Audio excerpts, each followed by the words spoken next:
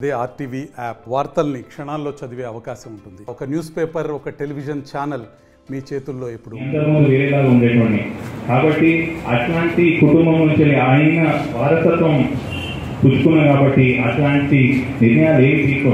కానీ ఇప్పుడున్న పరిస్థితిలో బాబాయ్ ఓడిపోయిన తర్వాత కూడా కొంతమంది ఆయన చుట్టూ ఉన్నటువంటి విన్నాన్నట్టు కొంతమంది ఆయన చుట్టూ ఉన్నటువంటి దుష్ట శక్తులు కూడా అభినవ్ భాస్కర్ కూడా నీ ఓటమికి కారణము, అభినవ్ భాస్కర్ చేయబట్టి కూడా నువ్వు ఓడిపోయినావు అంటే నేను మా బాబాయ్ ప్లేస్లో ఉండుంటే నా కొడుకుని ఇంకొకసారి అట్లా మాట్లాడొద్దు అని అంటుండే. కానీ కర్ణుడు సావుకి 100 కారణాలు ఉంటే ఇప్పుడు ఏమనుకుంటే ఏం లాభం అంటే దాన్ని సమర్థించినట్టే అనిపించి నాకు చాలా బాధ అవుతుంది.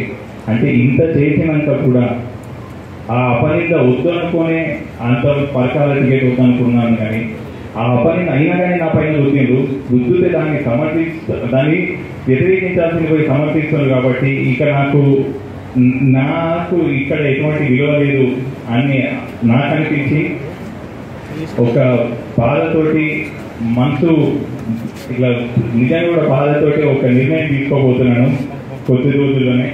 కాబట్టి అందుకనే మీకు అంత ఎందుకు చెప్పుకోండి, ఇంకా చెప్పుకుంటే కట్టు కోసుకుంటే కాళ్ళ మీద పడుతుంది.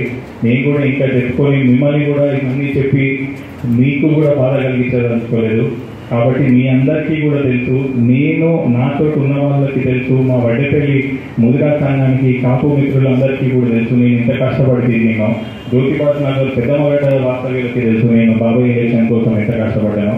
రెడ్డి కాలనీ కుమార్పల్లి మార్కెట్ వాళ్ళకి తెలుసు, షాంపేట్లో తెలుసు నేను ఎంత కష్టపడి బాబాయ్ కోసం తిరిగినాను, ఎన్ని డబ్బులు ఖర్చు పెట్టుకున్నాను, ఏం చేసినో కూడా తెలుసు.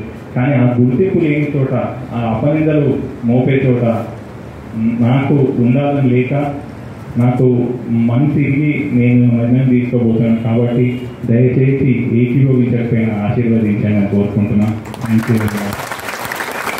అన్ని వీడియోస్ కోసం ఛానల్ ని సబ్స్క్రైబ్ చేయండి, లేటెస్ట్ అప్డేట్స్ కోసం వాట్సాప్ ఛానల్ ని ఫాలో చేయండి అండ్ లింక్ డిస్క్రిప్షన్ లో ఉంది.